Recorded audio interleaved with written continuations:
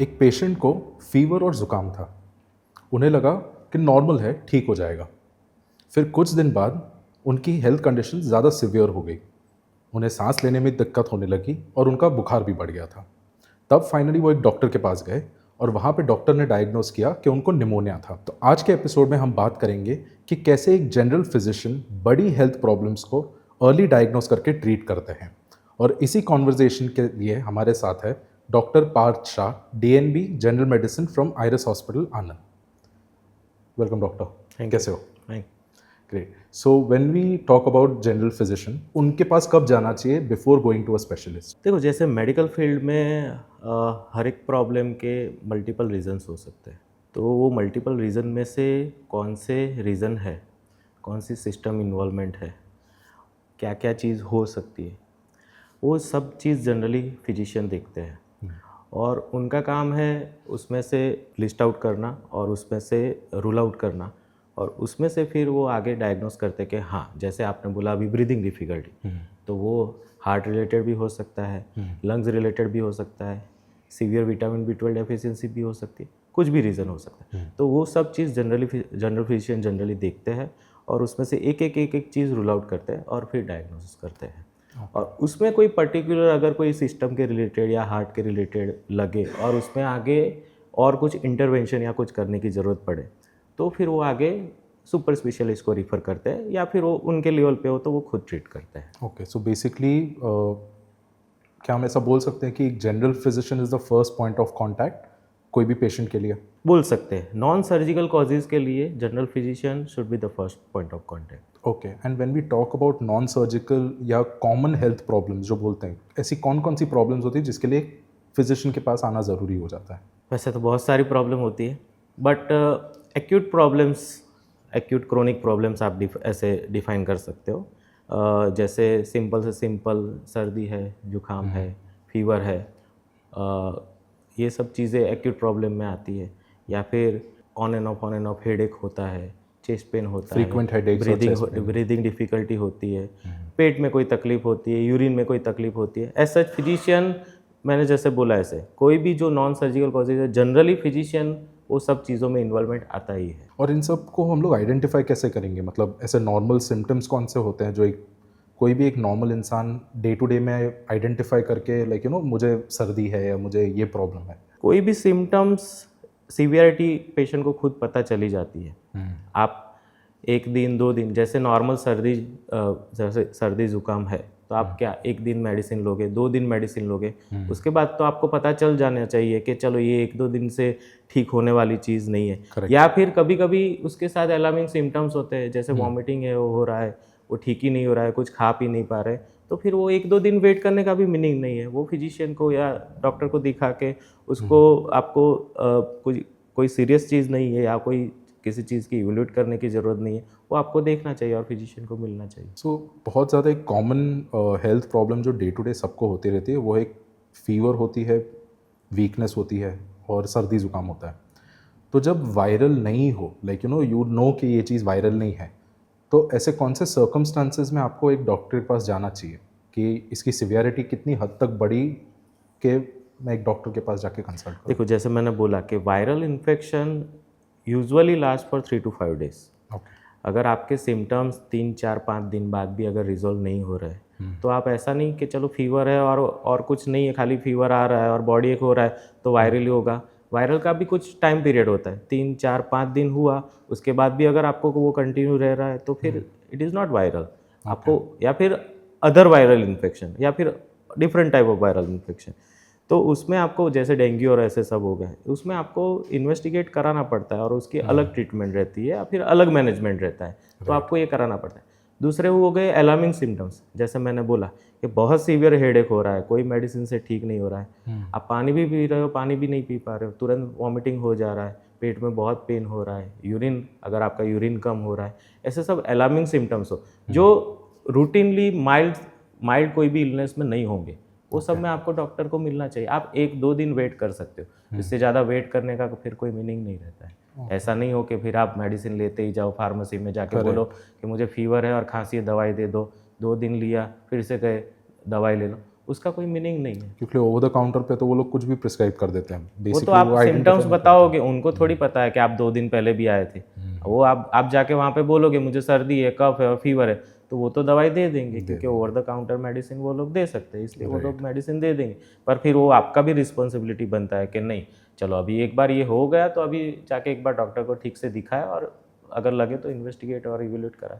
सो ये over the counter वाले जो मेडिकेशंस है, it is very common, very common. Every house hold में हम लोग कुछ भी होता है जाके दवाई लेके आ जाते हैं। So as a doctor do you feel कि ये सब इश्यूज या कॉम्प्लिकेट कर देते हैं चीज़ों को काफ़ी? At some times yes, like over the counter अगर वो लोग एंटीबायोटिक्स भी दे रहे हैं और फिर मतलब वो ज़्यादा उनका वो नहीं होगा कि खाली फीवर कफ है पर उसके साथ और कोई अलार्मिंग साइंस सिम्टम्स है, वो लोग नहीं पूछेंगे, क्योंकि उनको तो खाली वो मेडिसिन देना और उनको मेडिकल हिस्ट्री भी नहीं मालूम होती, वो लोग एग्जामिन नहीं करेंगे।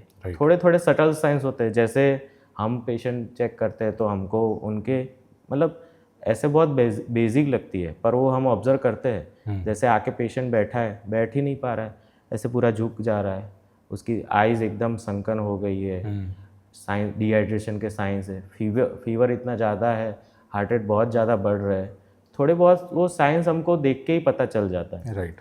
वो पेशेंट वहाँ पे जाके नहीं बताएगा, वो ओवर द काउंटर जाके। और दूसरी एंटीबायोटिक्स बहुत मिसयूज़ होता है, वो पेशेंट की साइड से भी और ओवर द काउंटर के साइड। राइट। वो आइडियली नहीं होना चाहिए, तो उसकी ज़रूरत है। अभी आप वायरल इन्फेक्शन अगर बोल रहे हो तो एंटीबायोटिक्स पहले 5-7 डेज में तो नहीं ज़रूरत पड़ती है, तो वो देने का कोई मीनिंग नहीं है। सो जैसे अभी आपने बताया कि जैसे आपके पास कोई पेशेंट आता है तो उसके एक्सप्रेशन से, उसके बॉडी लैंग्वेज से आपको काफ़ी सारी चीज़ें पता चल जाती हैं, ठीक है। उसमें आपने बताया कि वीकनेस है, कि आंखें भी संकन हो जाती हैं। सो ये एक लाइफस्टाइल इशू है कि यूजुअली कोई अंडरलाइंग मेडिकल कंडीशन होती है? ये जो मैंने बोला वो एक्यूट कंडीशन के लिए है। लाइफस्टाइल रिलेटेड तो पेशेंट ठीक से आएगा, उसमें ऐसा इतना ऑब्वियस कोई प्रॉब्लम नहीं रहेगा, क्योंकि वो सब चीज़ें क्रोनिक रहेगी। तो उसके लिए सब अलग से इवोल्यूशन और अलग से सब टेस्ट और सब वाइटल मॉनिटरिंग वो सब रहता है।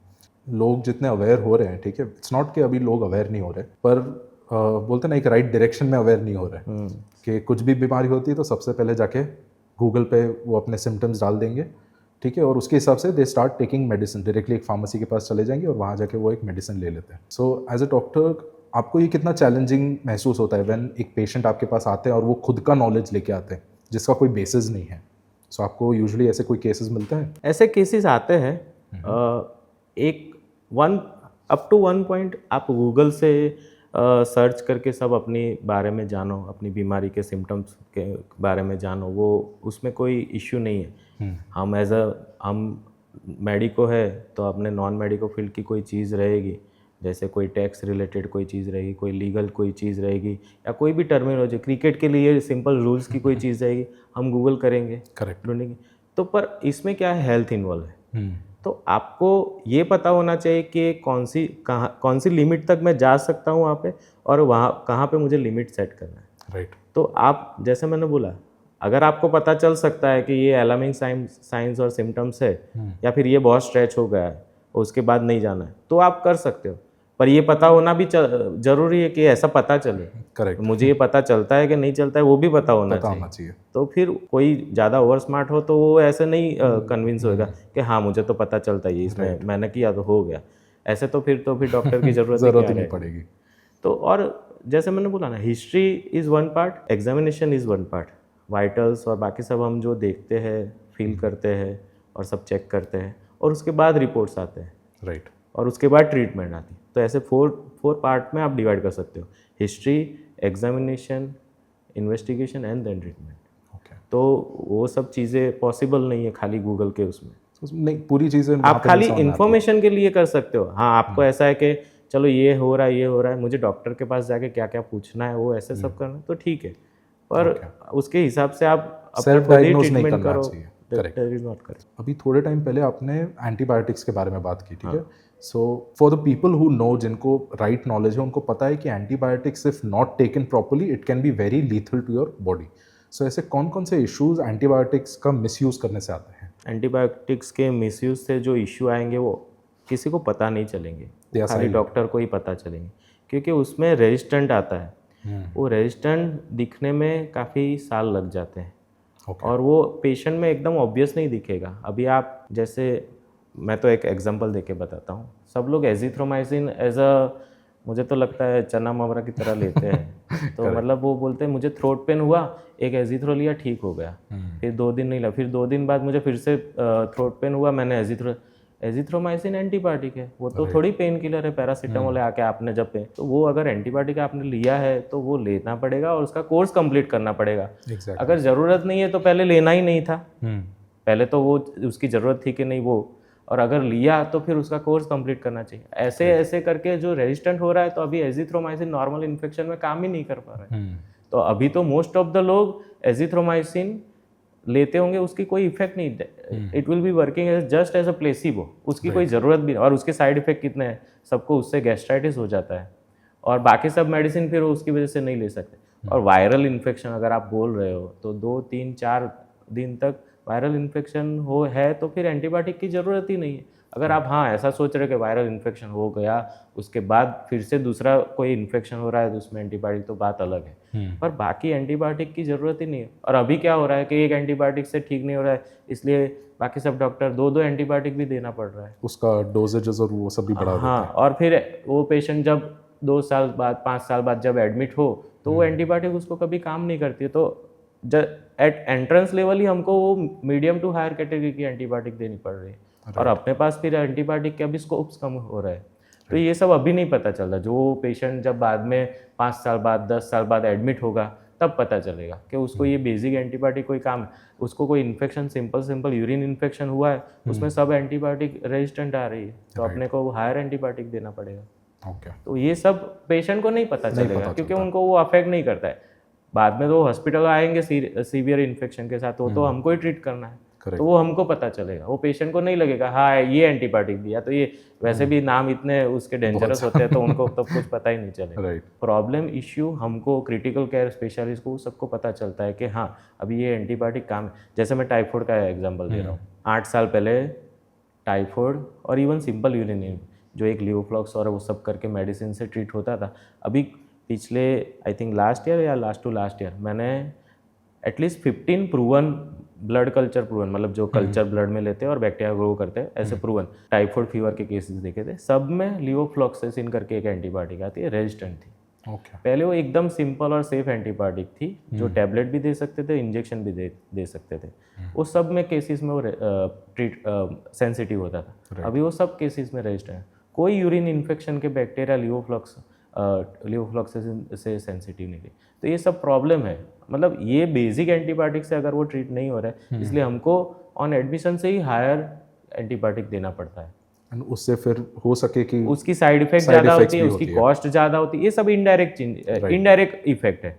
वो ऐसे पता नहीं चलता है कि हाँ ये हुआ, पर एज अ डॉक्टर हमको पता चलता है कि हाँ ये कॉस्ट भी बढ़ गई, इसकी साइड इफेक्ट भी बढ़ गई। और बाई चांस वो पेशेंट और 5-10 दिन रहा, तो फिर उसके बाद अगर दूसरा इन्फेक्शन लगा तो वो और रेजिस्टेंट होगा, जिसमें कोई एंटीबायोटिक काम नहीं करेंगे। तो ये सब रियल लाइफ प्रैक्टिकल इश्यूज हो रहे हैं, जो स्टार्ट बेस से होते हैं, पर प्रॉब्लम एंड स्टेज पे हमको पता चलता है। आजकल सोशल मीडिया और पीपल आर वेरी एक्टिव, तो एक चीज़ें बहुत ज़्यादा सुनने में आती है और देखने में आती है कि यंग अडल्ट्स में vitamin deficiency, blood pressure, heart attack, ये सब बहुत ज़्यादा फ्रीक्वेंट हो गया है।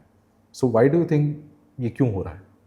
विटामिन डेफिशिएंसीज तो आई थिंक पहले भी होती होगी। हम अभी इतना सब कॉमनली टेस्ट कराते हैं, सब पैकेजेस इतने अवेलेबल हो गए, 2-3 हज़ार में पूरा बॉडी, मतलब हमने तो नाम भी नहीं सुने हुए ऐसे सब मेटल्स के, कॉपर, एल्यूमिनियम, जिंक, पता नहीं बॉडी में किस किस के टेस्ट करते हैं, तो ऐसे सब टेस्ट हो जाते हैं।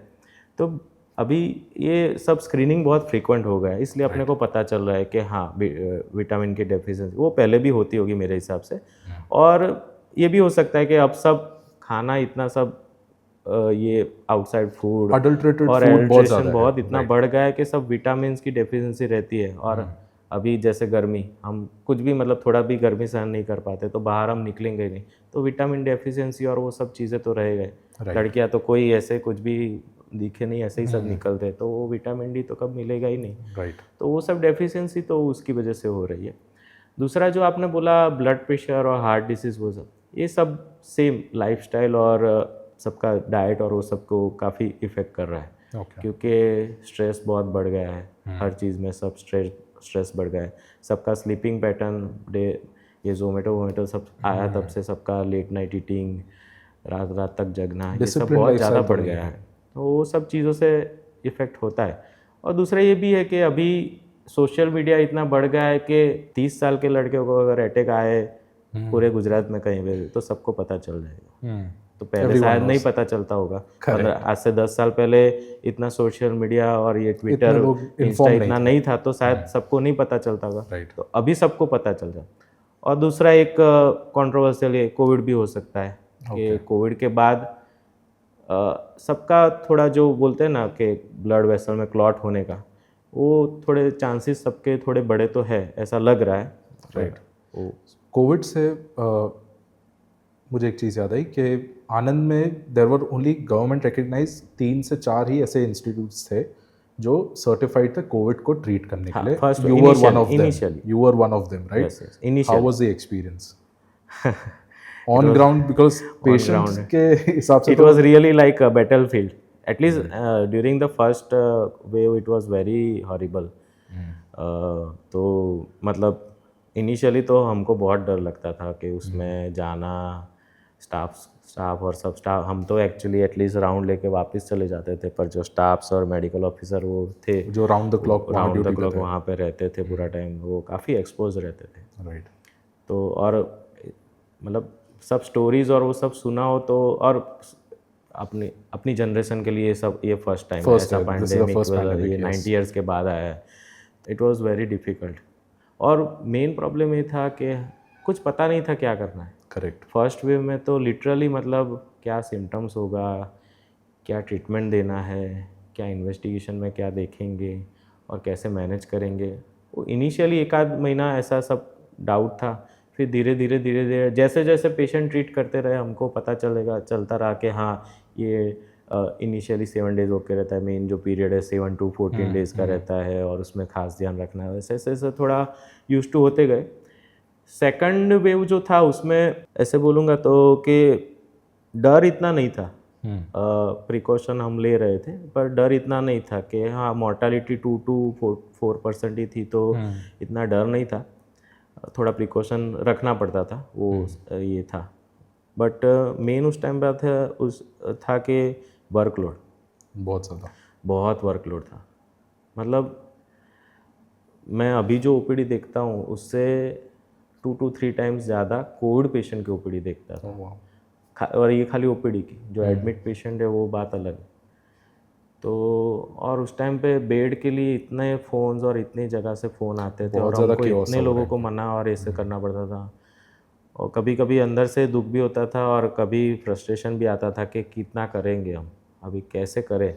थर्ड वेव तो थोड़ा सिंपल था, उसमें तो सबने एक्सेप्ट कर लिया था कि हाँ ये ऐसा ही है ऐसा ही है, उसमें तो कोई सीरियसली लेता नहीं था। So do you remember the first day, जो जैसे बोलते ना कि लॉकडाउन या कोविड का जो इनफ्लो एक आना स्टार्ट हुआ, do you remember that day? First case तो मुझे याद, फर्स्ट मेरा तो याद नहीं है, पर हमारे हॉस्पिटल में आया था वो मुझे याद है। एक्चुअली वो केस इमरजेंसी में आया था और आई थिंक एब्डोमिनल पेन के साथ आया था, तो वो कोविड जैसा लग नहीं रहा था। राइट। पर साथ में उसको बाकी सब तकलीफ भी थी, फीवर और एब्डोमिनल पेन और सब। तो वो एक्चुअली सर्जन ने देखा था और बाद में वो पता चला कि वो कोविड का वो आनंद का फर्स्ट केस था। वो आया, फिर वो करम साहब हमने उसी टाइम पे रिफ़र किया था। राइट। और वो आनंद का फर्स्ट केस था आई थिंक, जब जितना मुझे याद है। तो फिर वो उनके कांटेक्ट में जितने भी 6-7 स्टाफ डॉक्टर आए थे सबको क्वारंटाइन किया था।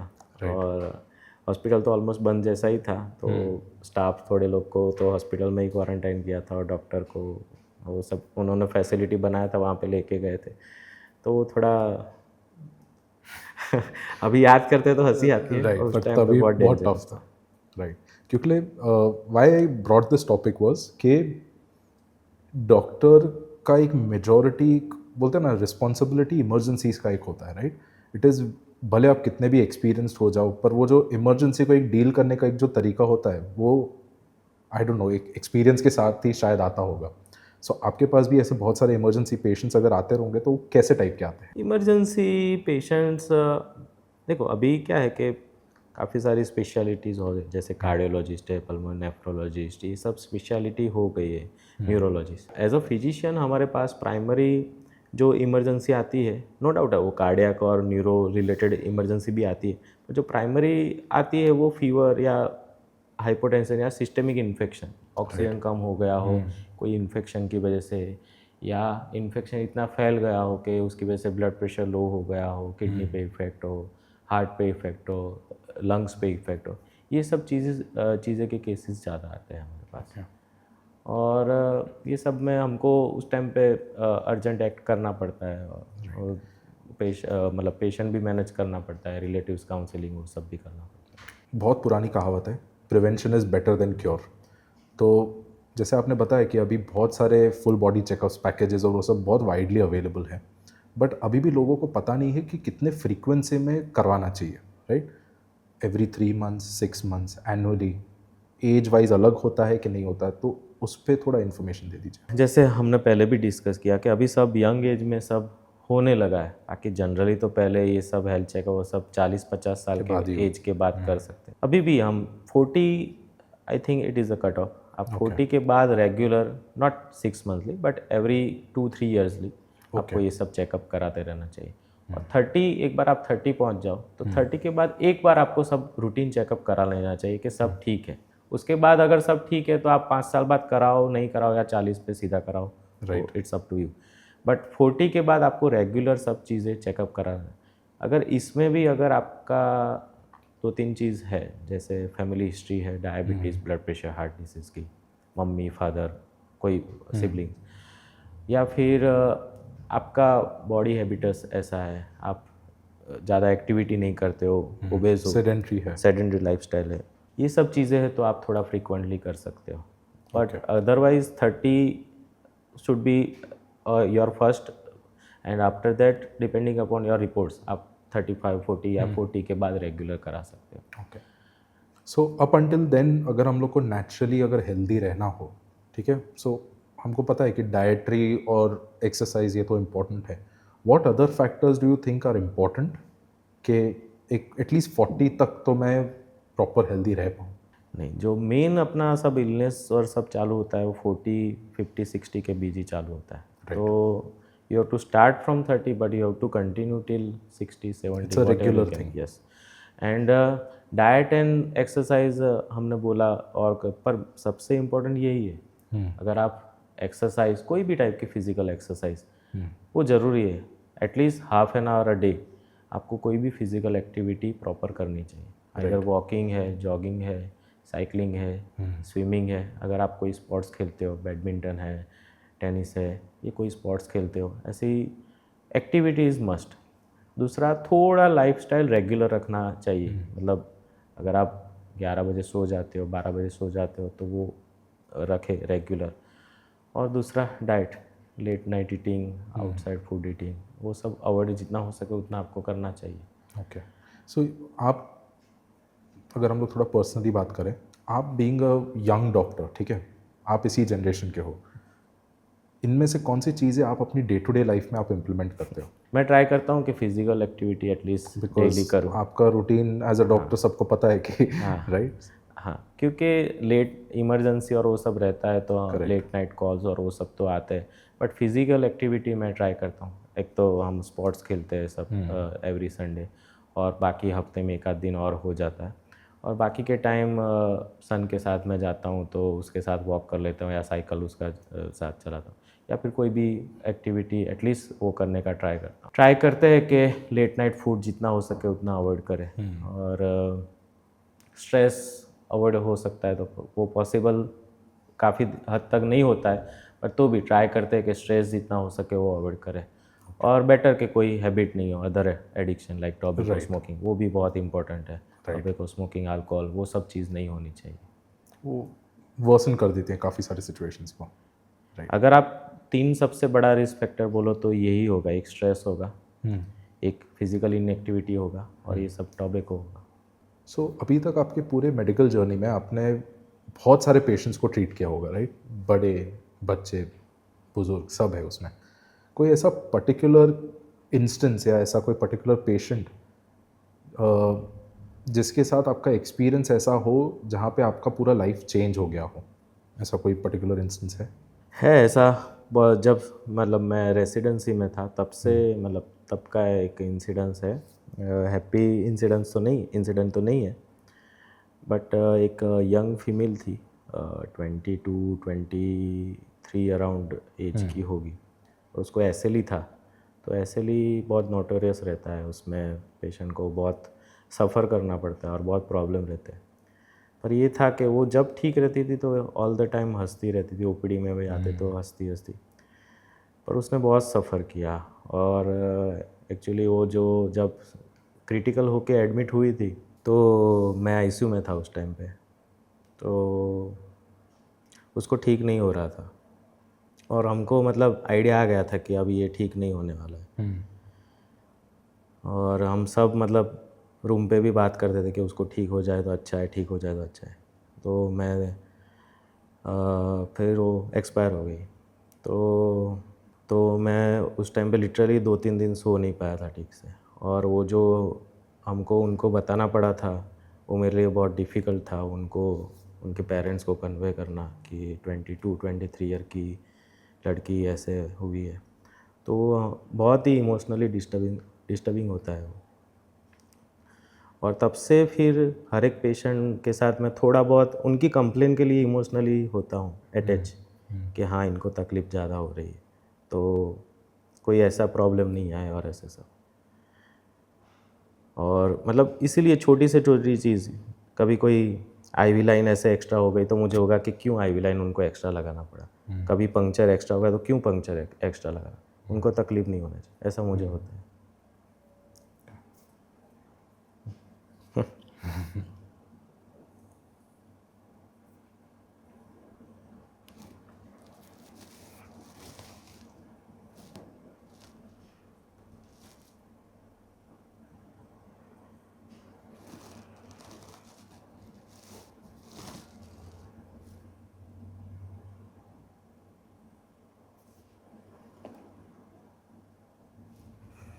एज पर यू, आपके हिसाब से पेशेंट के साइड से इग्नोरेंस का कॉस्ट क्या होता है? इग्नोरेंस का कॉस्ट बहुत बड़ा हो सकता है, क्योंकि मैंने बहुत सारे ऐसे पेशेंट देखे, सिंपल डायरिया वॉमिटिंग के पेशेंट की बात कर रहा हूँ, ऐसा नहीं कि कुछ ज़्यादा बड़ा चीज़ हो। जब सीवियर डायरिया वॉमिटिंग के केसेस आ रहे होते हैं तो इवन 1 डे डिले उनको परमानेंट डायलिसिस पे रख सकते हैं, क्योंकि उतना इनको डिहाइड्रेशन हो जाता है, ब्लड प्रेशर उतना लो हो जाता है, और किडनी पे इतना इफ़ेक्ट हो जाता है कि फिर वो कंप्लीट रिकवर नहीं करती है, और फिर उनको लाइफ लॉन्ग डायलिसिस। तो मैंने जैसे बोला ना कि वो पहले के अलार्मिंग सिम्टम्स बहुत ज़रूरी है। अगर आप वॉमिटिंग और वो सब ज़्यादा हो रहे हैं, यूरिन नहीं आ रहा है और सब आप इग्नोर किए, एक दिन भी इग्नोर किए, तो आपको नहीं पता चलेगा। और ऐसे मेरे खुद के 2-3 पेशेंट हैं जो रेगुलर फॉलोअप में आते हैं, और वो लेट किए थे, इसकी वजह से उनको अभी लाइफ लॉन्ग प्रॉब्लम सहन कर, या फिर किडनी पे इफेक्ट रहेगा और वो परसिस्टेंट रहेगा, ओवर द टाइम फिर वो बढ़ेगा। डायलिसिस अगर बाई चांस नहीं भी लगा, पर किडनी पे इफेक्ट परमानेंट रहे, होते हैं, रिकवर भी होते हैं, ऑलमोस्ट 80% रिकवर हो भी जाते हैं। पर आप अगर बाकी के 20% में हो तो फिर तो वो तो आपको प्रॉब्लम ही क्रिएट करेगा ना। राइट। तो वो कौन सी चीज़ है वो मतलब इग्नोर नहीं कर, आपके बॉडी को और आपको पता चल ही जाता है कि हाँ ये नॉर्मल नहीं है। हमको नहीं कभी पता चल जाता है कि ये, जैसे कोविड में बॉडी पेन होता था तो नॉर्मल फ्लू वाला नहीं रहता था। अगर किसी को कोविड हुआ है तो उसको पता होगा कि मुझे सर्दी खांसी जुकाम बहुत बार हुआ, पर ऐसा बॉडी पेन आज तक मुझे कभी नहीं हुआ। तो वो वही चीज़, वो नॉर्मल नहीं है, मतलब डॉक्टर को एक बार मिल लो। Correct. So thank you doctor, with this we will conclude the podcast. Okay, so एक चीज़ तो हमें बहुत क्लियर है कि इग्नोरेंस का एक बहुत बड़ा कॉस्ट होता है, ठीक है, और जितना जल्दी हम उसको आइडेंटिफाई करें और उस पर एक्शन लें उतना हमारे लिए बेटर है। सो मिलते हैं अगले एपिसोड में with another healthifying conversation just on doctors of India. Thank you.